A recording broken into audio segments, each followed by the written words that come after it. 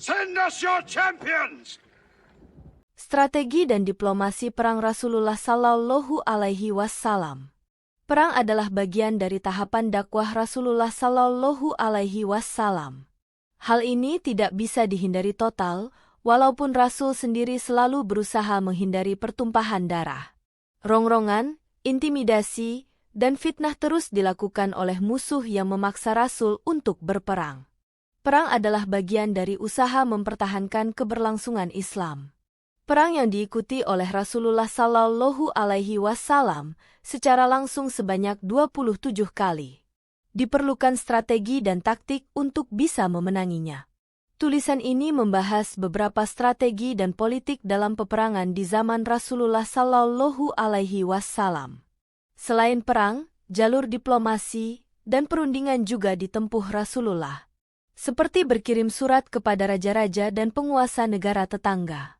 Rasulullah juga mengirim delegasi ke negara tetangga, seperti ke Yaman. The Islamic Invasion mengungkapkan bahwa perang yang dilakukan Rasulullah bertujuan untuk mengumpulkan harta rampasan perang dan pertumpahan darah. Tuduhan semacam ini telah dijawab, antara lain oleh Hajjah Iren Handono dalam bukunya yang berjudul Islam Dihujat. Dengan lugas ia menyatakan, apabila Rasulullah seorang yang tamak harta benda sebagaimana yang dituduhkan Robert Murray, maka tidak perlu beliau bersusah payah dikejar-kejar orang kafir Quraisy, sehingga hijrah keluar Mekah, karena beliau seorang pedagang yang secara materi telah tercukupi. Iren Handono, 2006, 129. Selama hidupnya Rasulullah Sallallahu Alaihi Wasallam telah menjalankan perannya sebagai nabi, pembuat hukum, pemimpin agama, hakim, komandan pasukan, dan kepala pemerintahan sipil, semuanya menyatu dalam diri Muhammad Sallallahu Alaihi Wasallam. Pada mulanya Rasulullah Sallallahu Alaihi Wasallam dan kaum muslimin tidak membalas perlakuan orang-orang kafir Quraisy, akan tetapi mereka pada zaman Rasulullah Sallallahu Alaihi Wasallam terjadi peperangan sebanyak 27 kali.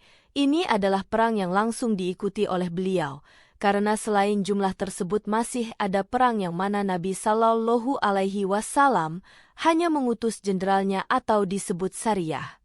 Data dan fakta. Setelah turun ayat yang mengizinkan untuk berperang, Rasulullah Sallallahu Alaihi Wasallam banyak memimpin langsung peperangan tersebut. Berikut data peperangan yang diikuti Rasulullah secara langsung. 1. Perang Waddan, Al-Abwa, terjadi pada bulan Afar tahun 2 Hijriah atau bulan Agustus tahun 623 Masehi. Perang pertama yang dilakukan oleh Rasulullah Sallallahu Alaihi Wasallam memakan waktu 15 hari tahun 627 Masehi. Perang ini juga dikenal dengan Perang Azab, yang menjadi ciri khas dari perang ini adalah dengan digalinya parit atas usulan orang Persia yang bernama Salman Al-Farisi. 19. Perang Ban Qurayyah terjadi pada bulan Zulqa'dah tahun 5 Hijriah atau bulan April tahun 627 Masehi. Perang ini terjadi setelah Perang Handaq atas perintah Malaikat Jibril. Setelah masa pengepungan, pasukan muslimin berhasil mengalahkan Bani Qurayyah. 20. Perang Bani Lihyan terjadi pada bulan Rabiul Awal tahun 6 Hijriah atau bulan Juli tahun 627 Masehi. Perang ini terjadi di Bukit Guran, yang merupakan daerah Ban Lihyan. 21. Perang Zilkarat terjadi pada bulan Rabiul Awal tahun 6 Hijriah atau bulan Juli tahun 627 Masehi. Terjadi karena sekelompok penjarah dari Ghatafan membawa seorang wanita muslimah beserta untanya. Setelah dikejar pasukan muslimin, penjahat dari Ghatafan melarikan diri. 22. Perang Hudaybiyah terjadi pada bulan Zulqa'dah tahun 6 Hijriah atau bulan Maret tahun 628 Masehi. Pada perang ini terjadi bayat yang kita kenal dengan bayat Hudaybiyah, sumpah untuk tidak melarikan diri dari musuh. 23. Perang Khaybar terjadi pada bulan Muharram tahun 7 Hijriah atau bulan Mei tahun 628 Masehi. Khaybar adalah benteng terakhir Yahudi Arab yang berhasil ditaklukkan oleh pasukan muslimin yang dipimpin oleh sahabat Ali bin Abi Thalib radhiyallahu anhu. 24. Perang Mu'tah terjadi pada bulan Jumadil awal tahun 8 Hijriah atau bulan September tahun 629 Masehi. Penyebab perang ini adalah terbunuhnya utusan Rasulullah, yaitu Al-Haris bin Umair oleh Syurahbil bin Amr al-Ghassani. 25.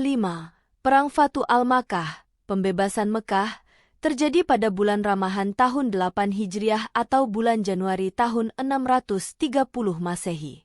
Ini adalah penaklukan terbesar dalam sejarah Islam, menjadikan awal gelombang masuknya orang-orang Islam ke Mekah. 26. Perang Hunain dan Bani Taif, terjadi pada bulan Syawal tahun 8 Hijriah atau bulan Februari tahun 630 Masehi. Terjadi setelah penaklukan Mekah. Dalam perang ini, pasukan yang dibawa Rasulullah Shallallahu Alaihi Wasallam sebanyak 12.000 orang, yang merupakan jumlah pasukan terbesar dalam sejarah peperangan Nabi. 27. Perang Tabuk, terjadi pada bulan Rajab tahun 9 Hijriah atau bulan Oktober tahun 630 Masehi. Perang ini terakhir yang diikuti Nabi, dikenal juga dengan Perang Al-Usrah. Dari peperangan tersebut semuanya terjadi setelah beliau hijrah ke Madinah. Perang di zaman Rasulullah Shallallahu Alaihi Wasallam adalah satu tahapan dakwah demi tegaknya agama Islam dengan membela diri dari kezaliman, provokasi, dan intimidasi. Musuh umat Islam saat itu adalah kafir Quraisy dan aliansi kaum Yahudi Madinah yang melanggar perjanjian yang ada di dalam Piagam Madinah. Karena kesepakatan damai hanya berlaku efektif 3 tahun saja. Memang sudah menjadi watak orang-orang Yahudi, suka berkhianat, licik dan tidak taat kepada pemimpin.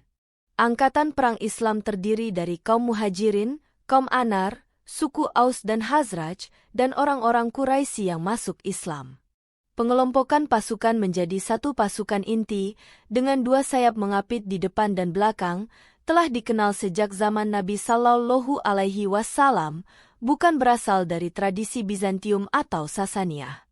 Hamis adalah istilah yang digunakan untuk satuan militer ini. Pasukan berkuda ditempatkan di kedua sayap. Dalam pengelompokan itu, kesatuan yang terdiri atas suku-suku Arab dijadikan sebagai pasukan cadangan. Masing-masing suku memiliki ciri khusus, misalnya secarik kain yang diletakkan di ujung tombak, yang dibawa oleh orang yang paling berani di antara mereka. Panji-panji perang Rasulullah Shallallahu Alaihi Wasallam bergambar burung elang. Pasukan infanteri bersenjatakan busur dan panah, pedang, ketapel ada juga. Yang melengkapi dengan perisai pedang, harbah atau pelontar yang diperkenalkan oleh suku Abisinia, senjata utama adalah tombak panjang. Sedangkan pedang yang terkenal adalah pedang buatan dari India. Pasukan muslimin juga mulai menggunakan baju besi, rompi perang dan pelindung kepala. Pertama kalinya adalah mengambil dari rampasan perang dan membeli dari Yahudi Madinah. Di paparan selanjutnya akan dijelaskan strategi perang Rasulullah Shallallahu Alaihi Wasallam. Strategi perang Rasulullah. Perang memerlukan strategi dan perhitungan yang matang. Secara umum, Karl Philipp Gottfried 1780-1831 mengungkapkan bahwa strategi adalah teknik untuk mendapatkan kemenangan, victory. Sedangkan menurut Henry Mintzberg 1998, pengertian strategi terbagi 5 pola yaitu rencana, pola, posisi, taktik, dan perspektif. Sedangkan menurut Jenderal Tentara Napoleon, Jomini, ada 2 strategi yang efektif dalam peperangan, yaitu strategi posisi garis luar, outer lines, atau dalam bentuk serangan dari luar, dan posisi garis dalam, inner lines. Rasulullah menggunakan strategi perang untuk menghadapi musuhnya, yaitu 1. Membentuk pasukan khusus dan intelijen. Pembentukan pasukan khusus dijalankan Rasulullah Shallallahu Alaihi Wasallam untuk misi yang rahasia. Setahun sebelum Perang Badar terjadi, Rasulullah Shallallahu Alaihi Wasallam membentuk pasukan khusus. Hal ini dilakukan untuk kegiatan intelijen seperti mengetahui kekuatan musuh, menguasai medan lapangan, dan pengintaian terhadap aktivitas musuh. Dewasa ini, pasukan khusus di Indonesia dipegang oleh Kopassus, Komando Pasukan Khusus, Sandiuda, Bintang 3, mereka adalah prajurit luhur dan pilihan yang menguasai 3 matra, darat, laut dan udara. Kehebatan mereka berada di ranking 3 dunia. Begitu juga dengan pasukan khusus bentukan Rasulullah Sallallahu Alaihi Wasallam, mereka berasal dari prajurit pilihan dan setia. Adapun tujuan dari dibentuknya pasukan khusus adalah sebagai berikut. A. Mengacaukan kaum Quraisy dan para sekutunya. B. Menjatuhkan mental dan nyali kaum Quraisy. C. Melumpuhkan aktivitas perekonomian dari berbagai arah dan berbagai bidang. D. Mendapatkan perbekalan sumber-sumber, perbekalan dan persenjataan perang. E. Memperingatkan pihak musuh bahwa kaum muslimin memiliki kekuatan untuk melakukan perlawanan dan pembalasan. F. Pasukan muslimin mendapatkan bekal pengalaman tempur dan pengaturan strategi, mengenal medan tempur, mengenal kelemahan dan kelebihan musuh. Jadi misi yang diemban oleh pasukan khusus cukup berat. Untuk itu perlu penunjukan prajurit yang memiliki kemampuan lebih. Berikut penjelasan dari ekspedisi pasukan khusus yang digagas Rasulullah sebelum Perang Badar meletus. A. Ekspedisi Militer Sfu al-Bahr. Misi ini dikomandani oleh Hamzah bin Abi Alib, beranggotakan 30 personil dari kaum muhajirin pilihan. Ekspedisi ini memiliki tugas yaitu menghadang perjalanan kafilah dagang kaum Quraisy yang datang dari Syam, Suriah. Hamzah adalah paman Rasulullah yang setia dan gagah berani di setiap medan peperangan. Beliau terbunuh dalam Perang Uhud, yang dagingnya dikunyah oleh wanita kafir Quraisy. Hal ini terjadi karena banyak yang membenci dan dendam kepada sahabat Hamzah, karena telah banyak membunuh prajurit kafir Quraisy di pertempuran.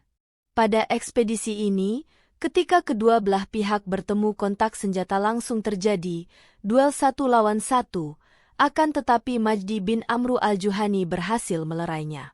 Peristiwa ini terjadi pada bulan Ramadan, 7 bulan setelah Rasulullah hijrah. B. Ekspedisi Militer ke Harar. Misi ini dipimpin langsung oleh Sa'ad bin Abi Waqqas, seorang sahabat pilihan. Sa'ad bin Abi Waqqas menuju ke Harar atas perintah langsung dari Rasulullah Sallallahu Alaihi Wasallam dengan ditemani 8 prajurit. Karena misi ini rahasia, maka misi ini dijalankan pada malam hari. Ekspedisi ini sampai di Harar pada pagi kelima, sementara kafilah dagang Quraisy telah melewati jalan itu sehari sebelumnya. Seandainya Rasulullah Sallallahu Alaihi Wasallam tidak berpesan batas ekspedisi ini sampai Harar, tentu akan dikejar oleh Sa'ad bin Abi Waqqas. Peristiwa ini terjadi bulan Zulqa'dah, 9 bulan setelah hijrah. C. Ekspedisi ke Abwa, Wadan. Dalam ekspedisi ini Rasulullah Sallallahu Alaihi Wasallam ikut langsung, sedang bendera perang dipegang oleh Hamzah bin Abi Alib. Tujuan dari ekspedisi ini adalah untuk menghadang kafilah dagang Quraisy sekaligus menyerbu Bani Amrah. Sesampai di sana, beliau tidak jadi menyerang Bani Damrah karena mereka bersikap baik. Akhirnya, kedua belah pihak sepakat untuk melakukan perjanjian damai. D. Ekspedisi Militer Ubaidah bin Hari ke Rabigh. Misi ini dipimpin oleh Ubaidah bin Haris beserta 60 prajurit dari kaum muhajirin. Ekspedisi ini bertemu dengan kafir Quraisy Mekah di perairan Hijaz yang diketuai oleh Abu Sufyan dan Ikrimah. Perang tanding pun tidak bisa dihindari. Pada kesempatan ini saat membidikan anak panahnya, inilah anak panah pertama pasukan muslimin yang dibidik ke musuh. Dalam ekspedisi ini ada 2 orang dari Quraisy yang ikut bergabung ke pasukan muslimin, yaitu Amru dan Utbah bin Ghazwan bin Jabir al-Muzani. E. Ekspedisi Buah dari arah Radwa. Misi ekspedisi ini adalah untuk mencegat kafilah dagang Quraisy. Rasulullah Sallallahu Alaihi Wasallam sendiri yang menjadi komando dalam misi tersebut. Pencegatan kafilah dagang merupakan usaha pasukan muslimin untuk memberikan tekanan kepada kafir Quraisy. Dalam rombongan tersebut terdapat Umayyah bin Khalaf beserta 100 prajuritnya, serta 2.500 ekor unta. Ketika beliau sampai di daerah Buah, kafilah dagang Quraisy tidak berhasil ditemukan, sehingga tidak sempat terjadi kontak senjata. F. Ekspedisi Safawawan. Misi ini dipimpin langsung oleh Rasulullah Shallallahu Alaihi Wasallam. Misi dari ekspedisi ini adalah menjegal penyerangan terhadap pinggiran Madinah yang dilakukan oleh Quraisy Mekah yang dipimpin oleh Qurs bin Jabir Al-Fihri. Rasulullah Shallallahu Alaihi Wasallam dan prajuritnya langsung menuju tempat kejadian untuk memberikan perlawanan langsung, akan tetapi mereka tidak dijumpai karena telah melarikan diri. Ekspedisi Usyairah. Misi ini bertujuan untuk menghadang kafilah dagang kafir Quraisy yang sedang menuju ke Syam, Syria. Sesampainya Rasulullah Shallallahu Alaihi Wasallam di Usyairah beserta prajuritnya tidak menemukan rombongan dagang dari kafir Quraisy, akhirnya tidak sempat terjadi pertumpahan darah, sehingga Rasulullah Shallallahu Alaihi Wasallam kembali lagi ke Madinah. Ekspedisi Nahlah. Ekspedisi ini dipimpin oleh Abdullah bin Jahsy. Misi utama dalam ekspedisi ini adalah mengintai gerak-gerik musuh yang berada di Nahlah dan segera dilaporkan kepada Rasulullah Shallallahu Alaihi Wasallam di Madinah. Tempat ini terletak di antara Mekah dan Haif. Inilah ekspedisi terakhir sebelum terjadinya Perang Badar Kubro. Dengan demikian, Perang Badar Kubro terjadi tidak begitu saja, akan tetapi melalui strategi dan taktik, sedangkan untuk mengambil kebijaksanaan di medan tempur harus akurat dan tepat. Untuk itu tugas intelijen yang dijalankan pasukan khusus harus benar-benar cermat dan dijalankan oleh prajurit yang memiliki dedikasi tinggi dan ahli. Selain ekspedisi di atas, juga masih banyak pengiriman pasukan khusus yang ditugaskan Rasulullah Shallallahu Alaihi Wasallam dalam operasi-operasi penting lainnya. Seperti pengiriman pasukan khusus yang dikomandi oleh jenderal yang gagah berani Umar bin Khattab ke Turbah, beliau beserta 30 prajurit pilihan berangkat pada malam hari dan bersembunyi di siang hari.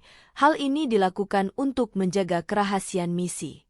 Ketika kabar kedatangan Umar dan pasukannya diketahui oleh penduduk Hawazin, mereka pun lari tunggang langgang. Dua bermusyawarah untuk mendapatkan strategi yang tepat. Dalam urusan peperangan, Rasulullah Shallallahu Alaihi Wasallam selalu mengadakan rapat untuk membicarakan taktik dan strategi yang akan digunakan untuk menghadapi musuh.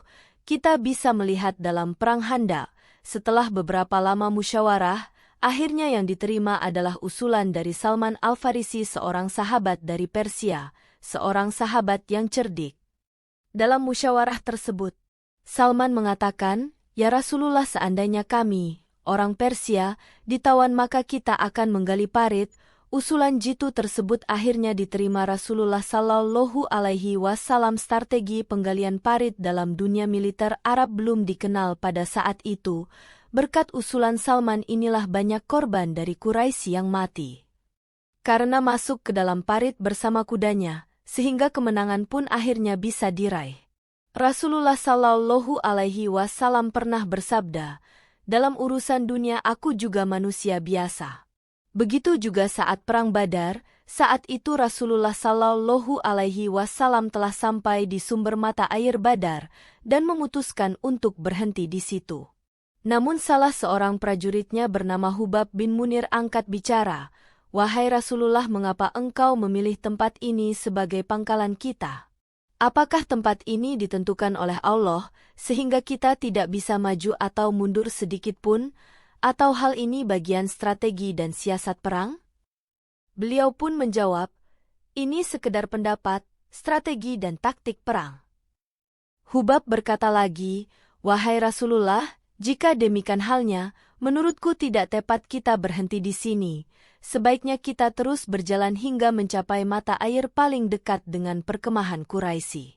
Setelah itu kita duduki tempat tersebut, kita hancurkan seluruh sumur yang ada di seberangnya dan kita buat kolam penampungan air, kita penuhi kolam itu dengan air, baru kemudian menyerangnya, dengan demikian kita punya air minum." Rasulullah menjawab, "Pendapatmu sangat bagus." Akhirnya, Rasulullah mengikuti taktik dari usulan Hubab. Hal ini menunjukkan bahwa beliau sangat demokratis dan suka bermusyawarah. 1. Membangkitkan semangat juang kaum muslimin. Peperangan zaman dulu berbeda jauh dengan perang modern zaman sekarang, yang bisa memungkinkan dengan perang jarak jauh. Sebagai seorang panglima perang, Rasulullah Shallallahu Alaihi Wasallam langsung terlibat dalam peperangan. Salah satu kunci keberhasilan pasukan muslimin yang selalu kalah jumlah kuantitas prajurit dan kalah persenjataan, akan tetapi selalu berhasil memenangkan pertempuran adalah semangat juang yang tinggi, yang dilandasi ketaatan dan keimanan. Hal itu bisa dibangkitkan dengan yel-yel ataupun syair yang melecut semangat. Zaman dahulu syair juga sering dibawa sampai ke medan pertempuran. Seperti contoh dalam Perang Ban Quraidzah. Sebelum berangkat ke medan perang, Rasulullah Shallallahu Alaihi Wasallam mengutus Bilal untuk menyeru pasukannya dengan panggilan, "Ya kahil Allah irkabi," dan berseru, "Barang siapa yang tunduk dan patuh, maka janganlah kalian sholat asyar kecuali di Ban Qurayyah." Seruan ini membangkitkan semangat yang luar biasa untuk menyegerakan segera sampai ke Ban Qurayyah. Walau di tengah jalan terjadi perbedaan pendapat. Sebagian sholat asyar di Ban Qurayyah walau sudah masuk waktu maghrib, dan sebagian ada yang sholat asyar di atas kuda di tengah perjalanan. Rasulullah Shallallahu Alaihi Wasallam juga menyuruh jenderalnya di dalam perang Ban Qurayyah dengan mengatakan, "Demi Allah musuh akan digoncangkan seperti telur yang diguncangkan." Kalimat ini sebenarnya majas akan tetapi musuh yang mendengarkan menjadi ciut nyalinya. Contoh lainnya adalah saat perang Badar. Sebelum berangkat ke Badar, Rasulullah Shallallahu Alaihi Wasallam mengatakan kepada prajuritnya, "Berangkatlah dan gembiralah kalian. Allah sudah menjanjikan kepadaku atas salah satu dari dua kelompok itu. Kini kehancuran mereka seolah-olah tampak di hadapanku." Begitupun juga, pada saat perang Khaybar, Rasulullah Shallallahu Alaihi Wasallam berseru, "Allahu Akbar, Allahu Akbar, Allahu Akbar, hancurlah Khaybar." Sesungguhnya, bila kami telah menginjakkan kaki kami di bumi musuh, akan hancurlah mereka semua. Mendengar seruan Rasulullah Shallallahu Alaihi Wasallam, pasukan muslimin semakin semangat dan yakin akan kemenangannya. Kekuatan pasukan muslimin bukan terletak pada keunggulan senjatanya atau kehebatan organisasinya, tapi pada semangat moralnya yang tinggi. Dalam hal ini, agama bisa dipastikan telah memainkan peranan penting untuk membentuk daya tahan mereka, dan juga didukung oleh kendaraan yang memiliki daya tahan tinggi, yaitu unta.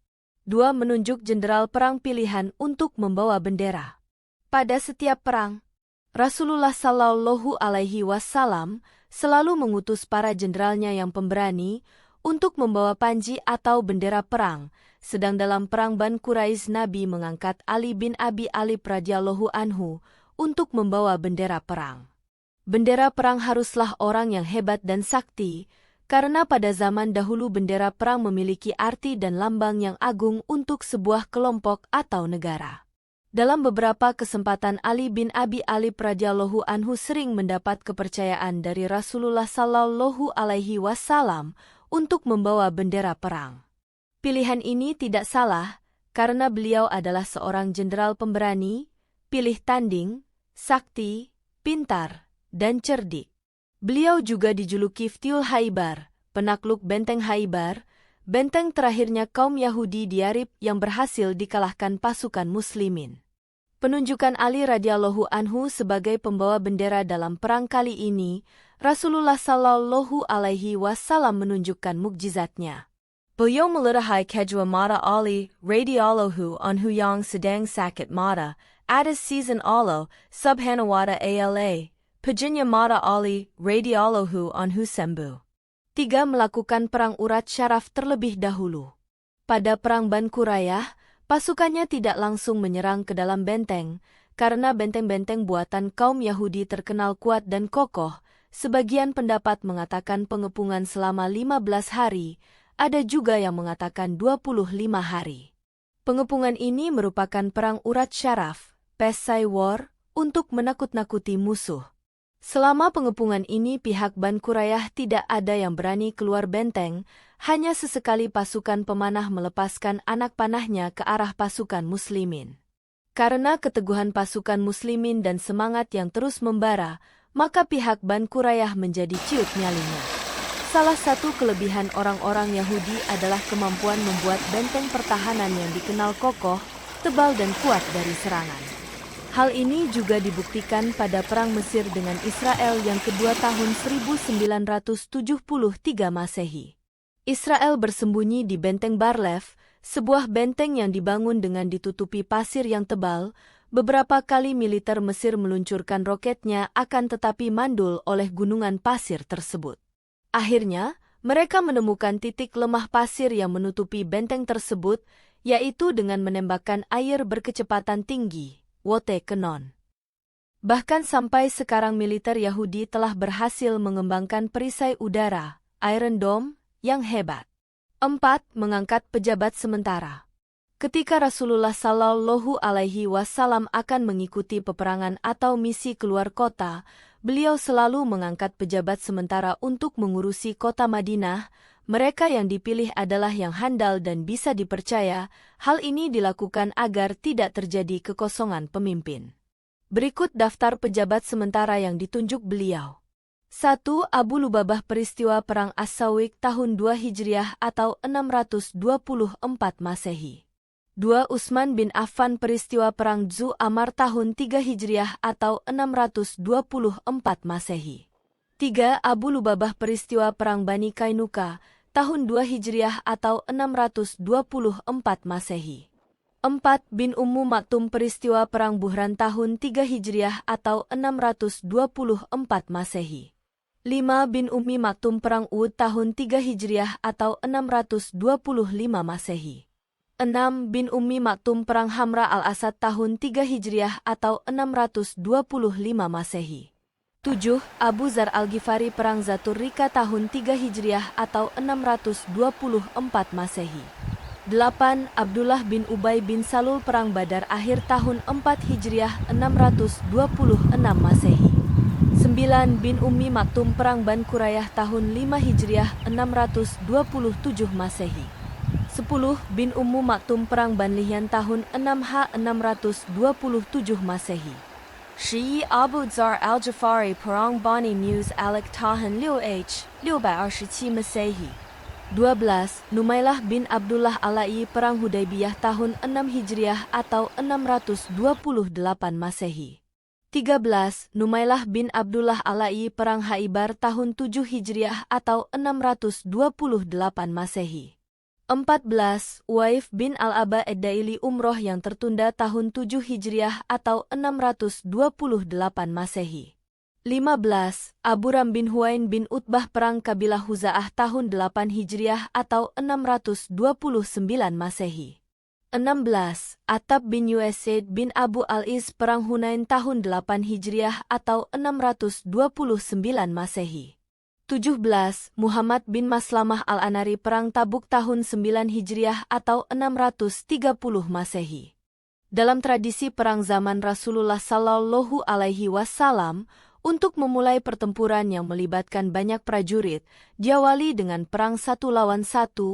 Perang tanding ini menjadi kebanggaan dan bisa menaikkan mental prajurit lainnya bagi pihak yang bisa memenangkannya. Kejadian dalam Perang Badar Kubro. Dalam perang ini pihak kafir Quraisy menantang duel 1 lawan 1 dengan mengajukan prajurit pilihan. Mereka adalah Utbah bin Rabi'ah, Syaibah bin Rabi'ah dan Al-Walid bin Utbah. Seketika itu Rasulullah mengajukan 3 prajuritnya, yaitu Auf bin Al-Har, Muawi Al-Har dan Abdullah bin Rawahah. Melihat ketiganya maju, pihak Quraisy bertanya, "Siapa kalian?" Mengetahui jawaban mereka yang berasal dari pemuda Anhor biasa, pihak kafir Quraisy menyatakan keberatan dan meminta kepada Rasulullah Shallallahu Alaihi Wasallam untuk mengirimkan prajurit khususnya. Akhirnya, Rasulullah sebagai panglima perang Badar menunjuk Sayyidina Ali Hamzah bin Abi Talib dan Ubaidah bin Al-Haris radhiyallahu anhum. Perang tanding pun akhirnya terjadi. Tidak perlu waktu lama ketiga prajurit pilihan Rasulullah bisa mengalahkan 3 prajurit handal dari kafir Quraisy. Begitu juga dalam perang Uhud, juga terjadi perang tanding yang hebat antara Zubair bin Awam dari pihak muslimin dan Al-Hah bin Abi Al-Hah Al-Abdari, seorang prajurit kavaleri kaum Quraisy yang pemberani yang dimenangkan oleh Zubair bin Awam. Pada saat perang Uhud Khalid bin Walid belum masuk Islam, dia termasuk jago dan ahli pedang dari kaum Quraisy. Begitu juga dalam perang tanding di Khaibar, dari pihak muslimin majulah Sayyidina Ali. Melawan tokoh Yahudi yaitu Marab, duel sengit pun terjadi antar keduanya, yang pada akhirnya dimenangkan oleh Ali radhiyallahu anhu dengan tebasan pedangnya. Rasulullah Shallallahu Alaihi Wasallam paham betul dengan kemampuan seluruh prajuritnya. Penunjukan Sayyidina Ali radhiyallahu anhu sebagai panglima perang adalah kejelian dan kepandaian beliau dalam mengatur strategi perang ke Khaibar. Selain Zubair dan Ali yang gagah berani, kaum muslimin juga mendapat suntikan tambahan kekuatan dengan masuk Islamnya Khalid bin Walid pada tahun 8 Hijriyah. Beliau mendapat gelar dari Rasulullah yaitu Syaifullah al-Maslul, pedanya Allah yang terhunus. Khalid bin Walid ikut berperang ke Syam, Persia, Romawi, dan di masa Khalifah Abu Bakar, beliaulah yang membunuh nabi palsu yaitu Musailamah al-Kadzab. Dalam perang Emyutah yang terjadi pada tahun 8 Hijriyah menghadapi raksasa Romawi, Rasulullah menunjuk 3 panglima hebat, yaitu Zaid bin Harithah, Ja'far bin Abi Alib dan Abdullah bin Rawahah. Mereka menyertakan 3.000 prajuritnya menuju Emyutah, Yordania. Sementara jumlah pasukan Romawi adalah 100.000 orang. Melihat jumlah yang pasukan yang begitu besar, ada yang mengusulkan untuk meminta bantuan pasukan tambahan ke Madinah, akan tetapi Abdullah bin Rawahah tidak menyetujuinya dan tetap menggelorakan semangat ke pasukannya. Dalam perang ini Zaid bin Harithah dan Ja'far bin Abi Alib gugur sebagai pahlawan. Akhirnya komando pasukan dipegang oleh Abdullah bin Rawahah. 1. Inspeksi pasukan. Sebagai seorang panglima perang, Rasulullah Shallallahu Alaihi Wasallam punya tanggung jawab besar terhadap keberhasilan sebuah misi. Hal yang rutin dilakukan beliau sebelum peperangan adalah menginspeksi pasukannya. Hal ini menjadi strategi Rasulullah untuk memastikan kesiapan tempur. Ketika terjadi perang Uhud, sebelum sampai di medan pertempuran, yaitu di tempat yang bernama Syaihani, beliau menginspeksi pasukannya dan menolak prajurit yang terlalu muda dan dianggap belum mampu terjun di kancah perang. Di antara mereka yang ditolak adalah Abdullah bin Umar bin Ha'ab, Usamah bin Zaid, Usaid bin Zuhair, Zaid bin Thabit, Zaid bin Arkam, Amr bin Hazm, Abu Said al-Hudri dan Sa'ad bin Habbah. Mereka tidak diperbolehkan ikut perang karena usianya masih terlalu muda. Akan tetapi Rafi bin Hadij dan Samurah bin Jundab walau usianya masih terlalu muda, diperbolehkan ikut perang karena mereka berdua ahli dalam memanah. Demikian detailnya Rasulullah Shallallahu Alaihi Wasallam memeriksa dan memilih pasukannya. 2. Memilih posisi yang strategis. Penentu kemenangan dalam sebuah peperangan adalah pemilihan tempat yang strategis. Kita bisa melihat pada perang Uhud, Rasulullah Shallallahu Alaihi Wasallam menempatkan 150 pasukan pemanah untuk mendukung dan melindungi pasukan lainnya yang ada di bawah bukit. Strategi ini hampir berhasil gemilang andai saja pasukan pemanah tetap patuh mengikuti instruksi Rasulullah. Mereka sempat meninggalkan pos di atas bukit Uhud karena melihat prajurit lainnya berebut ganimah, harta rampasan perang. Saat itu pihak kaum muslimin telah berhasil memukul mundur kafir Quraisy. Akhirnya, kecerobohan pasukan pemanah terbayar mahal dengan banyaknya syuhada yang meninggal. Mengetahui kekalahan hampir terjadi, Rasulullah Shallallahu Alaihi Wasallam memerintahkan kembali pasukan pemanah untuk kembali ke atas bukit Uhud. Akhirnya, pasukan muslimin bisa menguasai keadaan kembali. Jumlah korban dari pihak muslimin adalah terbanyak selama peperangan yang terjadi di zaman Rasulullah, yaitu 70 orang pejuang. Pasukan pemanah memiliki fungsi yang vital, yaitu sebagai pelindung pasukan kavaleri dan pasukan infanteri, pasukan pejalan kaki. Pada perang antara Mesir dan Israel yang pertama, tahun 1973 militer Mesir sudah berhasil memukul mundur pasukan kendaraan lapis baja Israel. Kemenangan sudah ada di depan mata, akan tetapi kelemahan pasukan Mesir adalah tidak adanya payung atau pelindung tank-tank mereka. Sehingga celah ini dimanfaatkan dengan baik oleh Israel, dengan menggunakan helikopter serbu mereka menyerang tank-tank Mesir dari atas. Akhirnya militer Mesir pun kalah dalam peperangan ini. 1. Memberdayakan tawanan perang. Ghanimah atau rampasan perang. Pada zaman Rasulullah Sallallahu Alaihi Wasallam dipergunakan untuk kemaslahatan bersama, yang pembagiannya sangat adil. Selain harta rampasan perang, juga ada tawanan perang. Para tawanan perang ini terdiri laki-laki dan perempuan. Untuk mengambil tawanan, harus membayar uang tebusan. Harga tebusan untuk para tawanan berlaku setara 1.000 sampai 4.000 dinar. Tawanan yang tidak sanggup menebus dirinya harus memberi pendidikan dan mengajar membaca sebagai tebusannya. Setiap tawanan harus mengajari 10 anak-anak Madinah. Hal ini merupakan pola strategi Rasulullah Sallallahu Alaihi Wasallam dengan menitik beratkan kepada pendidikan. Dari strategi itu kita bisa melihat betapa baiknya pendidikan yang diperoleh Ibnu Abbas yang ketika itu masih kecil. Selain itu, beliau juga menukar tawanan dengan pihak kafir Quraisy. Saat itu beliau membebaskan Amru bin Abi Sufyan tanpa uang tebusan. Hal ini sebagai kompensasi dibebaskannya Sa'ad bin Numan yang ditangkap oleh orang Quraisy saat dia sedang melakukan ibadah umroh. Bahkan Rasulullah Sallallahu Alaihi Wasallam juga membebaskan orang-orang yang tidak mampu membayar tebusan, di antaranya adalah Mutalib bin Hantab al-Mahzumi, Syaifi bin Abi Rifa'ah dan Abu Azzah. Pembagian harta rampasan perang yang dilakukan Rasulullah Sallallahu Alaihi Wasallam memiliki tujuan yang jelas. Salah satunya adalah menguatkan hati pengikutnya yang baru mengikuti Islam dan mereka adalah para tokoh kabilah. Sekembali Rasulullah Sallallahu Alaihi Wasallam dari perang dengan Bani Haif, Setila penaklukan kota Mekah saat itu Jelambang masuk Islam dari Quraisy Bejada Besar.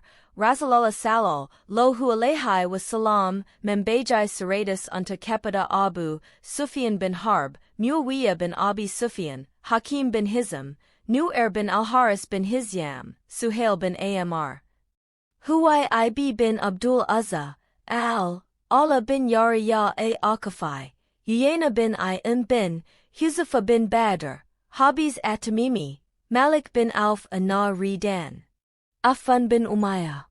Selain itu juga ada yang diberi unta di bawah 100 ekor, di antaranya Mahramah bin Naufal Az-Zuhri, Umair bin Wahb al-Jumahi, Hisham bin Amr, Said bin Yarbu, dan As-Sahmi.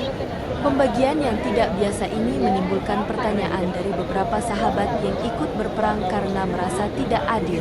Setelah dijelaskan oleh Rasulullah Sallallahu Alaihi Wasallam, akhirnya mereka bisa menerimanya dan paham dengan apa yang dilakukan beliau. 2. Melewati jalur yang tidak biasa. Ketika Rasulullah Sallallahu Alaihi Wasallam akan menjalankan ibadah umrah pada tahun 6 Hijriyah, beliau mengajak orang-orang Arab Badui, akan tetapi banyak yang menolak ajakan Rasulullah Sallallahu Alaihi Wasallam. Kendati demikian beliau tetap berangkat menuju ke Mekah, beliau membawa hewan sembelihan, unta, dan berpakaian ihram. Hal ini dilakukan supaya orang-orang merasa aman tidak saling curiga, karena kunjungan beliau ke Baitullah adalah dalam rangka ibadah umrah. Di tengah jalan, intelijen dari pasukan muslimin yang bernama Bisir bin Sufyan melaporkan kepada Rasulullah Sallallahu Alaihi Wasallam bahwa orang-orang Quraisy telah mendengar keberangkatan beliau ke Mekah. Akhirnya, Rasulullah memberi instruksi kepada rombongannya untuk berjalan ke Mekah dengan memakai jalur lain. Az-Zuhri berkata, Rasulullah bersabda, "Hendaklah kalian berjalan melewati Zatul Yamin, terletak di antara tepi Al-Hamu di jalan yang mengeluarkan mereka ke Anyatul Mirar, tempat pemberhentian di Hudaybiyah, dari Mekah bawah." Akhirnya seluruh rombongan Rasulullah Sallallahu Alaihi Wasallam melewati jalan yang diinstruksikan beliau. Hal ini menjadi bagian dari strategi dan taktik Rasulullah Sallallahu Alaihi Wasallam untuk menghindari pertumpahan darah, bukan lari dari musuh, karena tujuan beliau adalah ibadah umrah. Memilih jalur tidak biasa juga pernah dilakukan Rasulullah Sallallahu Alaihi Wasallam saat hijrah dari Mekah ke Madinah bersama Abu Bakar radhiyallahu anhu. Pilihan ini tentunya membuat jarak semakin jauh karena harus menghindar perkampungan dan pemukiman penduduk serta jalur utama. Rasulullah Sallallahu Alaihi Wasallam pun akhirnya sampai di Madinah dengan aman. Jalur diplomasi. 1. Strategi diplomasi dengan negara tetangga. Pada akhir tahun 6 Hijriah, sekembali dari Hudaibiyah, Rasulullah Shallallahu Alaihi Wasallam menulis surat kepada raja-raja negara tetangga. Untuk meluaskan wilayah kekuasaan Islam, strategi dan taktik Rasulullah Shallallahu Alaihi Wasallam tidak hanya urusan militer dan perang. Usaha beliau adalah menempuh jalur diplomasi dengan cara mengirimkan surat dan utusan yang handal, diplomat.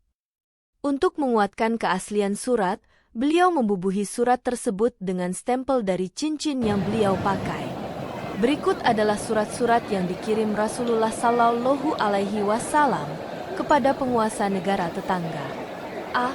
Surat kepada Najasyi, Raja Habasyah, Ethiopia. Nama asli dari Najasyi adalah A'amah bin Al-Aijar. Beliau menulis surat ini bersama Amr bin Umayyah A'amiri pada akhir tahun 6 Hijriah atau bulan Muharram tahun 7 Hijriah dan mengutusnya ke Habasyah. Terjadi perbedaan pendapat tentang surat ini. Sebagian pendapat menyatakan bahwa surat tersebut dibawa saat hijrah yang pertama ke Habasyah, apalagi di akhir surat itu disebutkan, "Aku telah mengutus kepada kalian anak pamanku, Ja'far bersama orang-orang muslim. Jika dia telah datang, maka terimalah dia dan jangan berbuat sewenang-wenang kepadanya." Dan juga terdapat surat versi lain yang diriwayatkan Al-Baihaqi dan Ibnul Qayyim. Terlepas dari perbedaan itu, setelah sampai surat itu, Raja Najasyi akhirnya masuk Islam di hadapan Ja'far bin Abu Alib dan menulis surat balasan kepada Rasulullah Shallallahu Alaihi Wasallam. B. Surat kepada Muqawqis di Mesir. Rasulullah Shallallahu Alaihi Wasallam menulis surat kepada Juraij bin Matam yang bergelar Muqawqis. Surat ini dibawa oleh utusan khusus yang bernama Haid bin Abu Balta'ah. Sesampainya surat tersebut, Muqawqis membacanya dengan teliti, walau akhirnya dia tidak menyatakan Islam, tapi raja bersikap simpati dengan menulis surat balasan kepada Rasulullah Shallallahu Alaihi Wasallam dengan menyertakan dua orang wanita terhormat dari Kipti, yaitu Maria Kiptiyah dan Sirin. Beberapa lembar kain dan seekor keledai yang menurut cerita hewan tersebut hidup sampai zaman Muawiyah. C. Surat kepada Kisra, Raja Persia. Rasulullah Shallallahu Alaihi Wasallam mengirim surat kepada Kisra, Raja Persia, Iran, sedangkan utusan khusus yang membawa adalah Abdullah bin Huzafah As-Sahmi.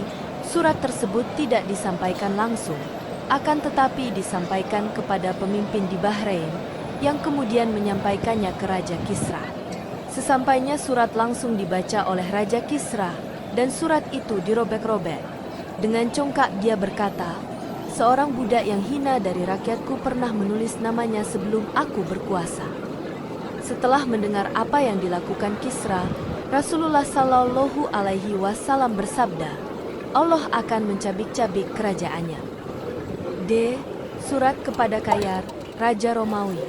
Rasulullah mengirim surat kepada Raja Heraklius dengan mengutus utusan khusus yang bernama Diyah bin Khalifah Al-Kalbi. Surat tersebut disampaikan kepada pemimpin Barah terlebih dahulu. Dengan keberhasilan pengiriman surat ini, karena membawa pengaruh yang baik kepada Raja Heraklius, maka Abu Sufyan memberikan sejumlah harta benda dan pakaian kepada Diyah bin Khalifah Al-Kalbi.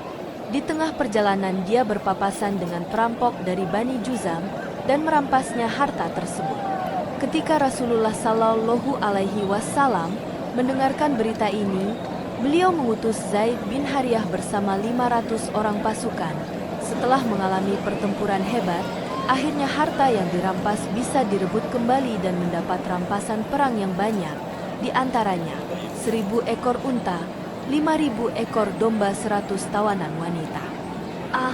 Surat kepada Al-Munzir bin Sawah, pemimpin Bahrain.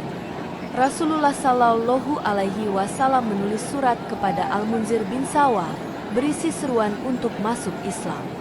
Beliau mengutus seorang utusan khusus yang bernama Al-Ala bin Hadrami. Setelah menerima surat tersebut, pemimpin Bahrain itu membalas surat dari Rasulullah Shallallahu Alaihi Wasallam. Reaksi dari ajakan Rasulullah Shallallahu Alaihi Wasallam di surat tersebut ada yang kagum dan menyukai Islam, lalu memeluknya, akan tetapi juga ada sebagian yang tidak menyukainya. B. Surat kepada Hau'an bin Ali al-Hanafi, pemimpin Yamamah.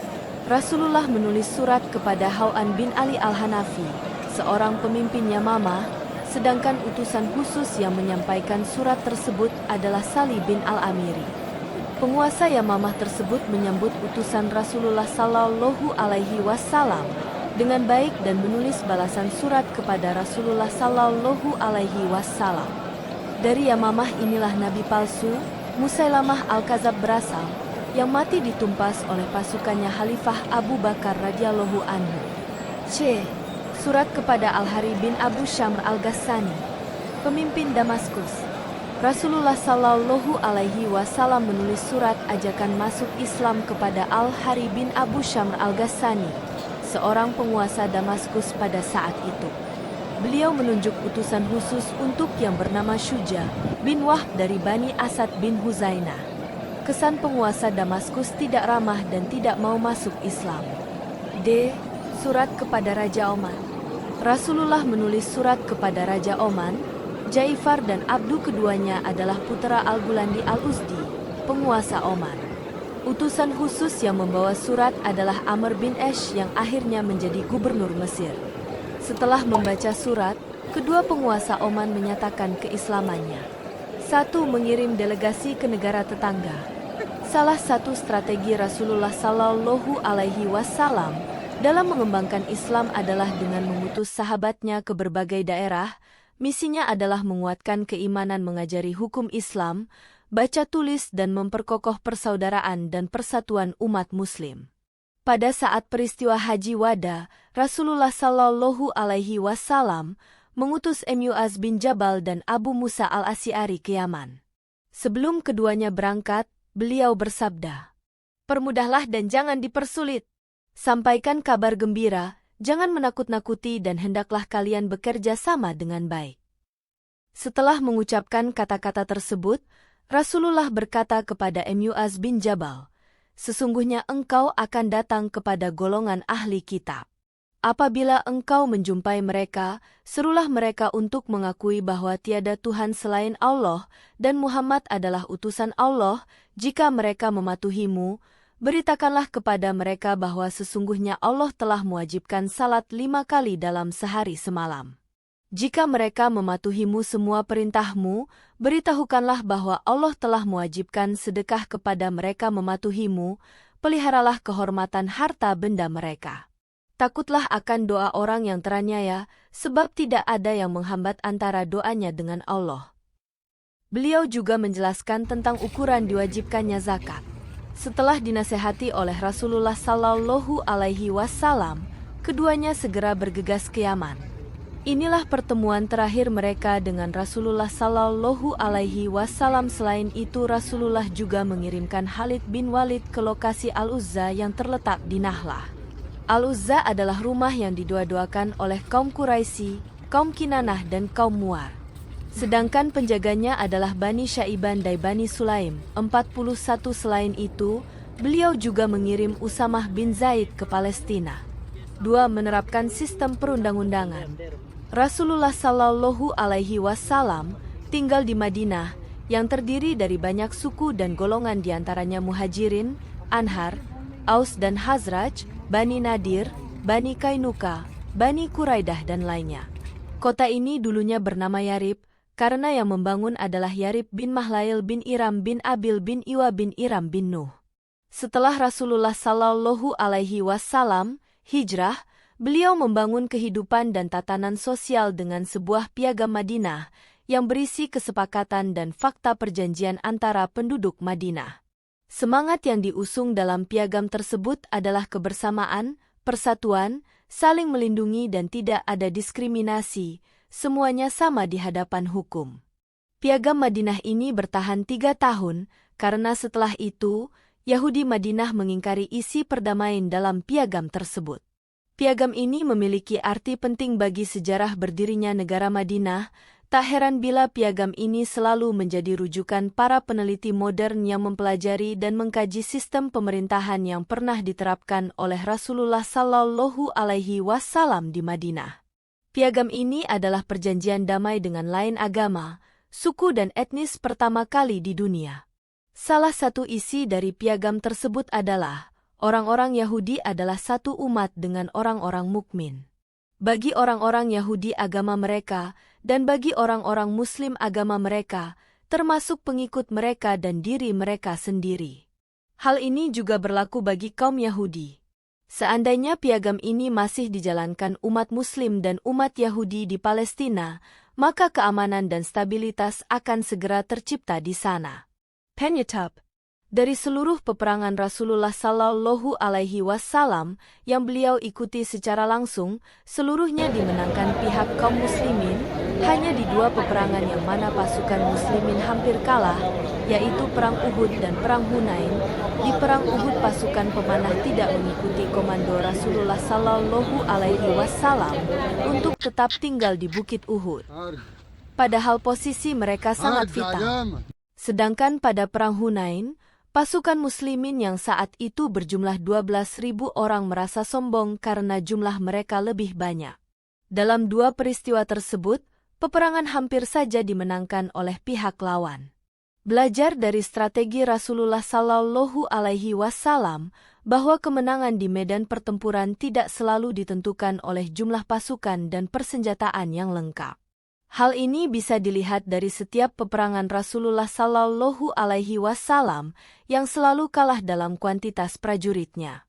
Perang Badar Kubro pihak muslimin 313 melawan 1.000 orang yang dimenangkan oleh kaum muslimin.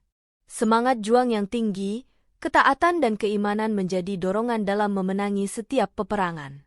Karena dengan dedikasi dan semangat juang yang tinggi, pasukan Rasulullah Shallallahu Alaihi Wasallam bisa mengalahkan pasukan yang jumlahnya lebih besar. Hal yang memompa semangat juang pasukan muslimin adalah dengan keterlibatan Rasulullah Shallallahu Alaihi Wasallam. Setiap pertempuran, hal ini mengangkat moral para pejuang muslimin. Strategi Rasulullah Shallallahu Alaihi Wasallam dalam menghadapi lawannya tidak melulu dengan jalur peperangan, akan tetapi berusaha melalui jalan damai, perundingan, pengiriman surat dan pengiriman delegasi ke negara lain. Terbukti dengan pengiriman surat tersebut beberapa pembesar mengikuti ajakan Rasulullah Shallallahu Alaihi Wasallam yang secara otomatis mempengaruhi rakyatnya untuk berbondong-bondong masuk Islam. Walaupun Rasulullah Shallallahu Alaihi Wasallam seorang nabi, beliau mau bermusyawarah dan menerima pendapat sahabat lainnya. Seperti ketika Perang Khandaq, beliau menggelar rapat dan akhirnya menerima usulan Salman Al-Farisi untuk menggali parit, dan hasilnya gemilang, pasukan kafir Quraisy bisa dikalahkan.